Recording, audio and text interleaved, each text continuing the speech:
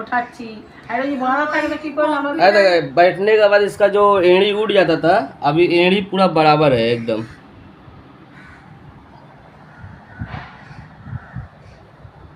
এরকম ভালো করে বস, সিধে হয়ে। আমার উপরে হেলান দিচ্ছে হেলান দিচ্ছিস কেন?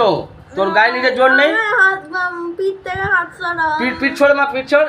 নিজের শরীরে বসবে, নিজের ভারে বস, না দড়ি দিয়ে এরকম বেঁধে ছেড়ে দেবো।